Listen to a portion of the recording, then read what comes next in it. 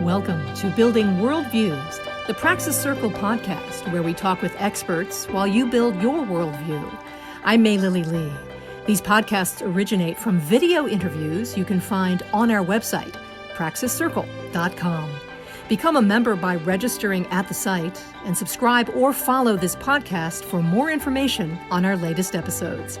Today we present the third and final part of our conversation with writer Mary Eberstadt of the Faith and Reason Institute. On today's episode, Mary discusses the future of the Catholic Church and her work with the Catholic Information Center in Washington. She also talks about religious wars and her vision of the United States now and in the years to come. He's definitely famous for that. Do you find yourself at the Catholic Information Center, or I'll give you an example. This free speech thing that I was telling you about that seems to be a movement. We'll see where it goes. There's an organization called FIRE. And, it's individual rights. It's a freedom and individual rights organization. They actually litigate. They will take on a case. But my point is that they've assembled about 10 different arguments that those against free speech make. You would know all of these phrases, and they actually give you the bullet points to combat, to respond with. So what I'm saying is there's actual training going on. So when you go back into the public square and you want to support the First Amendment actively, you're going to need to be able to actually respond to people's arguments that typically they make. Like, let's say, if you don't think you're a racist, you're a racist. Okay, well, how do you respond to something like that? And they'll have 10 of these things. Do you find yourself ever in the Catholic Information Center having to actually train some of your young people to go out into the public square? Do you have to help them learn how to think through this? It's not a self-conscious effort, but at the Catholic Information Center, at the Faith and Reason Institute, at other places I could name, I do think part of the responsibility of the people in charge is to provide examples of arguments, to give rhetorical ammunition to people who have no idea. For example, we could have arguments that have nothing to do with philosophy and theology. One can argue against abortion on demand, for example, without ever invoking the Bible. And it's good to know that we have that kind of ammunition too. And so that's part of what we do try to provide. I think we've hit on that one pretty well. What about what do you think is the future of nuns in the U.S.? To me, I'm worried about that personally,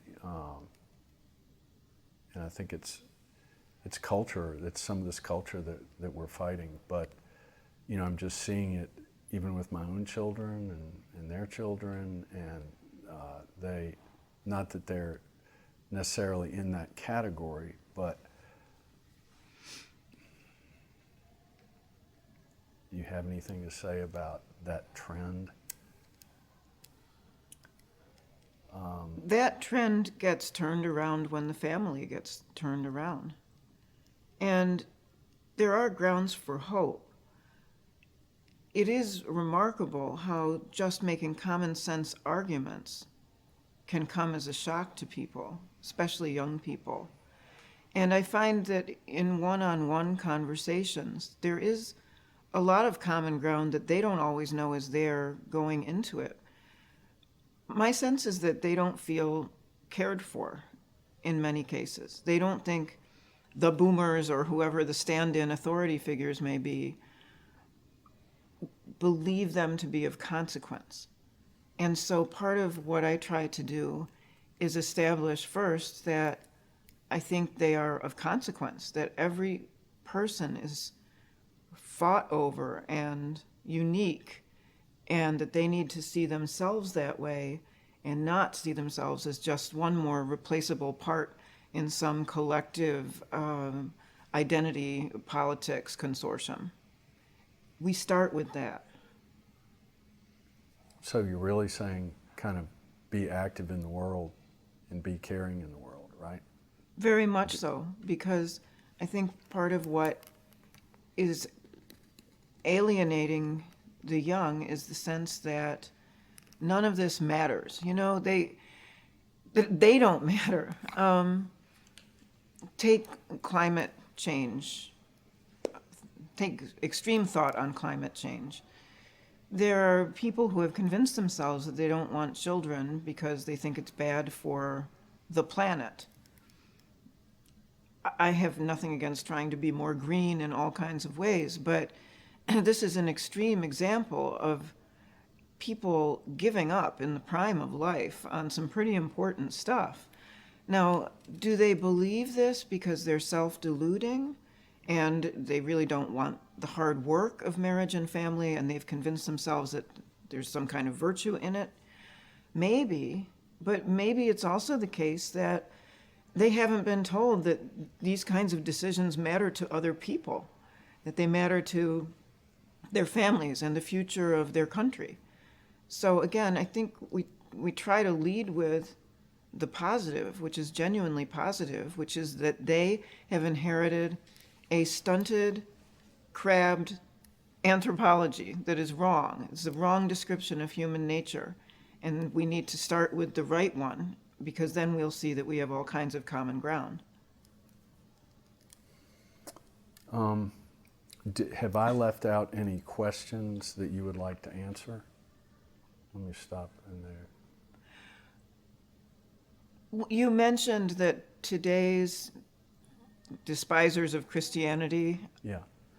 like to go back to history and find examples of religious wars. And there are plenty of them. There are plenty of examples of Christians behaving badly.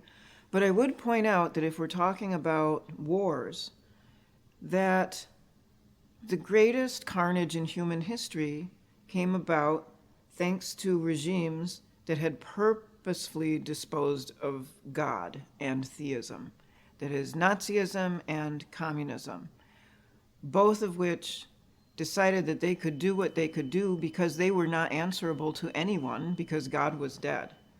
So if we're really going to have to wrestle in the mud about body counts, the Christians are going to come out on the winning side of this.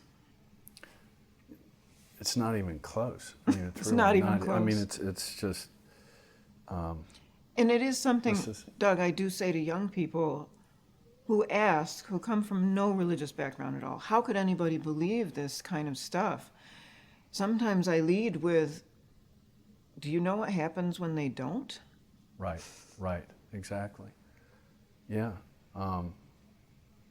These are simple facts, and I don't know why we're not recognizing facts like the destruction of the family in America, or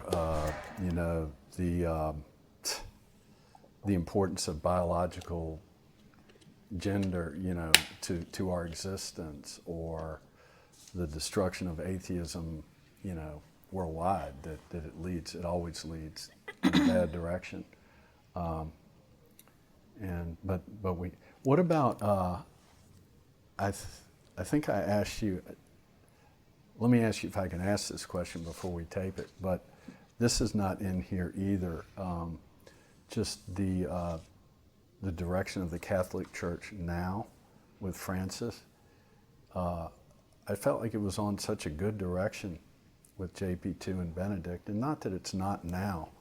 I think Francis doing some wonderful things. It's just a different emphasis. Where is the church headed, do you think? New evangelism, let's say. That was what was coming out of the year 2000. I think there's a great danger in the Catholic Church behaving more like an NGO than like the repository of truth. And some of this danger is understandable. We live in an age of social media. But social media dumbs things down. And one thing I wonder about is whether the Catholic Church should be involved in it at all. That makes the Catholic Church just one more voice on Twitter. And if you believe this stuff, you believe that there's something much deeper going on than being one more voice on Twitter. So in a speech last summer to a Catholic group, I urged Catholic writers to get off and stay off Twitter. And if that's my advice to Catholic writers, what do you think it is to the hierarchy? That's a really good answer. I haven't asked you about truth, but my last question is, looking back on when we did your first interview, 2013, we were coming out of the Great Recession, and do you feel more or less optimistic or pessimistic now versus then about America and the things that are important to you? So it's a mixed bag, I think. I'll start with the positive. 10 years ago or so, when I first started talking about the importance of the sexual revolution to contemporary social and political problems, this argument fell on deaf ears and also laughing voices. It was considered really beyond what respectable society would endure. This was not true in religious circles, of course, but the book Adam and Eve After the Pill, which made that case, was published by Ignatius Press, a religious publishing house, Catholic publishing house. It is not the kind of thing you could have found in mainstream media anywhere. That has changed. Right now, in Germany, there is a book about the sexual revolution and its problems that is the talk of the country. The same is true, I'm told, in France, a different book. And in the United States, a Washington Post journalist has written a new book, also much discussed, about what's going on with men and women, and should we take a second look at this kind of thing. This is all very welcome. I mean, second looks at the sexual revolution are not things that were much discussed 10 years ago. So that's a great change. The Dodds case is of a piece with this, the idea that there might be rollback of some of this. That's all to the good. What is not to the good is wondering how far the infiltration of woke has gone to erode American institutions that are fundamental. I'm talking about the military, talking obviously about the schools. To get back to the positive, and in the specific case of what's happened in Virginia, it seems that the slumbering giant known as American parents has awakened and decided that they never meant to cede control of their children's worldviews to a public school system that is infected with lies. And it's not only a public school system. We know from elite education that the same is true there. That might end up being the most consequential development of the last decade. And that might even be including President Trump and everything he did, President Biden and everything he does. If the parents of America with children in the school system can be that united about wanting a better set of substance in that system, that's very encouraging. And that might even have a trickle-up effect to the universities, because if the parents of America have awakened to what their kids are being taught in third grade, they might start taking a closer look at what they're being taught for $60,000 a year in elite universities. And all of this could have the effect of adding up to a reform movement of historical dimensions. So that is very encouraging. Yeah, I'll just leave it at that. This the contacts that made it just North Carolina and at UVA, they really do want help. I mean, the faculty, a lot of the faculty members and the students, they want help, and they almost don't know where to go. They're so glad that somebody outside their cultural system is there for them to listen and help if needed. And you can tell when you sit down with them in a booth that they're trying to figure out who you are and what you're like. But once they get past that, they have a lot they really want to tell you. Mm-hmm. You know, they let their hair down, and then they'll level with you about what's going on. And so, I don't know. Well, I just want to thank you. It's just been so fun. Oh, to thank do you, this. Doug. That's Mary Eberstadt, Catholic writer of the Catholic Information Center and the Faith and Reason Institute. I'm May Lily Lee. Thanks for joining us for this conversation with Mary Eberstadt. Subscribe or follow us anywhere you listen to podcasts, and visit us at praxiscircle.com.